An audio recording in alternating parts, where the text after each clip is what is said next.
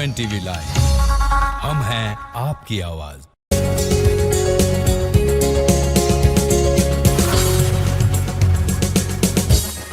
नमस्कार, UNTV live के उत्तराखंड एक नजर कार्यक्रम में आप सभी का स्वागत है। मैं हूं प्रगति बचोली। चलिए जल्दी से एक नजर डाल लेते हैं उत्तराखंड की आज की कुछ अहम खबरों पर।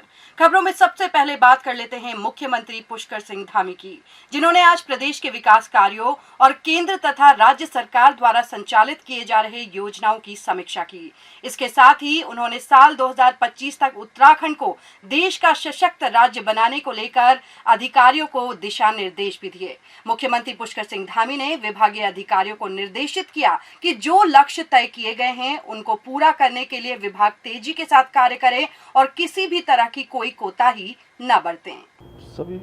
सभी विभागों का एक जो हमने फ्रेम बनाया है, उनका एक लक्ष्य है, उस लक्ष्य के अनुरूप कितना कार्य हुआ है, ये बैठक निरंतरता से चल रही है। इसके पीछे हेतु है कि जो भी हमने लक्ष्य तय किए हैं उन लक्ष्यों को हम प्राप्त करें और सशक्त उत्तराखंड जो हमारी थीम है वो जल्दी से जल्दी प्राप्त करने की दिशा में स्टेप बाय स्टेप हम आगे बढ़ें, उसमें कहीं विलंब न हो। धन्यवाद। वहीं जम्मू कश्मीर में चल रहे ऑपरेशन त्रिनेत्र में शहीद हुए उत्तराखंड के बेटे चमोली निवासी लांस नायक रुचिन सिंह रावत और हिमाचल प्रदेश के सिरमौर निवासी शहीद प्रमोद नेगी के पार्थिव शरीर पर मुख्यमंत्री पुष्कर सिंह धामी ने पुष्प अर्पित कर उन्हें श्रद्धांजलि दी। दोनों शहीदों का पार्थिव शरीर देहरादून के जॉलीग्रांट एयरपोर्ट लाया गया था। शहीदों को श्रद्धांजलि देते हुए मुख्यमंत्री पुष्कर सिंह धामी ने कहा कि राष्ट्र सुरक्षा में अपने प्राण न्योछावर करने वाले हमारे शहीदों को यह देश हमेशा याद रखेगा। राज्य सरकार हर पल सैनिक परिवारों के साथ खड़ी है। और हम सब लोगों के लिए आज दो पार्थिव शरीर यहाँ पहुँचे हैं।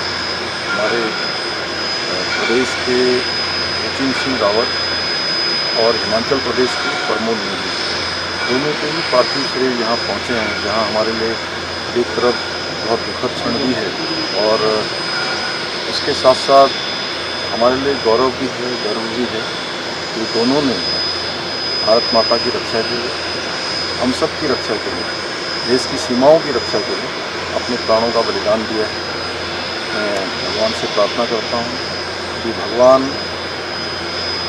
दोनों शहीदों को अपने श्री चरणों में स्थान दें और उनके पारिवारिक जनों को जो ये आघात लगा है, असमय उनको एक बड़ा दुख उनके सामने आया है, उन सभी को इस दुख को सहने की शक्ति प्रदान करें और भगवान उनको अपने श्री चरणों में स्थान दें।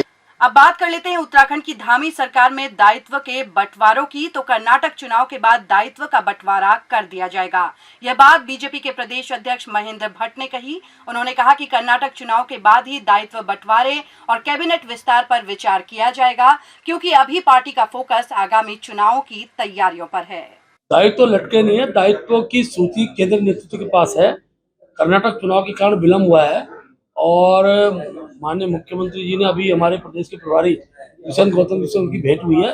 बहुत जल्दी सूची सार्वजनिक होगी और मुझे लगता है कि 15 के बाद पर चर्चा। अब खबर उत्तराखंड शिक्षा विभाग से। तो LT शिक्षकों की नियुक्ति को लेकर विभाग सख्त कदम उठाने जा रहा है।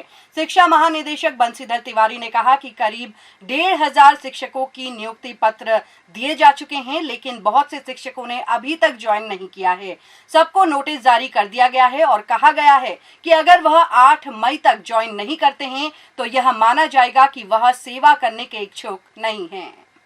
देखिए, LT की लगभग हमारे पास 1500 आए थे जो प्रस्ताव उनको नियुक्त देना था। उनकी काउंसलिंग और हुई थी। कुछ अभ्यर्थी ऐसे जो ज्वाइन नहीं कर रहे हैं, उनको हमने 8 तारीख तक के लिए समय दिया है कि उसमें से भी ज्वाइन करें और अगर नहीं करते तो हमें मानेंगे कि वो सेवा करने के इच्छुक नहीं है। नहीं, अलग अलग मंडलों में अलग अलग है और जो भी ज्वाइन नहीं किए हैं उन सभी के लिए हमने निर्देश निर्गत किया है। अब बात करते हैं विपक्षी दल कांग्रेस की। तो विपक्षी दल कांग्रेस विभिन्न मुद्दों को लेकर प्रदेश की धामी सरकार पर हमलावर है।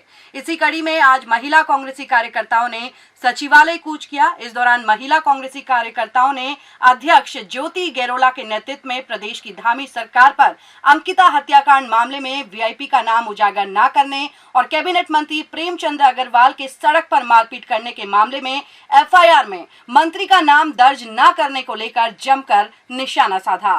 देखिए, महिला कांग्रेस सड़कों पे है क्योंकि इस देश की जो सत्ता में बैठे हुए लोग हैं उन्होंने लोगों की आवाज़ सुनना बंद कर दिया है। वो सत्ता में बैठे हुए लोग आज गुंडागर्दी करने लग गए हैं। अंकिता भंडारी मुद्दे पे एक नया टर्न आया है कि उसको शराब पिलाई गई है और जो विवेक आर्य ने जो स्टेटमेंट दिया है कि उसके साथ उसके बाद जबरदस्ती करने की कोशिश करती है, उसका शोषण हुआ है और उसमें एक VIP का नाम बार बार आ रहा है। हम सरकार से पूछना चाहते हैं कि वो VIP कौन है। दूसरी बात है कि प्रेमचंद अग्रवाल ने परसों एक व्यक्ति पे सरेआम पुलिस चौराहे में मार पिटाई करी। जब उस व्यक्ति ने तहरीर दी तो पुलिस ने मंत्री का नाम कहीं नहीं लिखा, ऐसा क्यों हुआ है। और तीसरा मुद्दा हमारा है कि जो रेसलर बहनें हमारी जंतर मंतर पे बैठी है जो बोल रही है कि इस व्यक्ति ने हमारे साथ शोषण करा हुआ है, सरकार उसको अरेस्ट क्यों नहीं कर रही, सरकार उसको पदमुक्त क्यों नहीं कर रही। हम ये कह रहे हैं कि सरकार के तीनों जो मामले हैं उसमें सरकार के व्यक्ति सम्मिलित है। सरकार के व्यक्ति सम्मिलित होने के बावजूद सरकार उसमें कोई कार्रवाई क्यों नहीं कर रही, इस तरह की तानाशाही क्यों चल रही है। अब बात कर लेते हैं फिल्म द केरल स्टोरी की। केरल स्टोरी फिल्म को लेकर इन दिनों पूरे देश में बहस छिड़ी हुई है। फिल्म द केरल स्टोरी को लेकर विवाद बढ़ता ही जा रहा है। वहीं अब साधु संत भी फिल्म का समर्थन करते हुए कांग्रेस पर निशाना साध रहे हैं। अखाड़ा परिषद के अध्यक्ष श्री महंत रविंद्र पुरी ने भारतीय जनता पार्टी का द केरला स्टोरी पर समर्थन करते हुए कहा कि कांग्रेस शुरू से ही मुस्लिम विचारधारा की पार्टी रही है। जहां जहां भी कांग्रेस की सरकार रही है वहां पर मुसलमानों को संरक्षण देने का कांग्रेस ने काम किया है। तो यह थी उत्तराखंड की आज की कुछ अहम खबरें जिनसे हमने आपको रूबरू कराया है। उत्तराखंड की अन्य खबरों को जानने के लिए आप हमें लाइक सब्सक्राइब करना ना भूलिएगा। नमस्कार।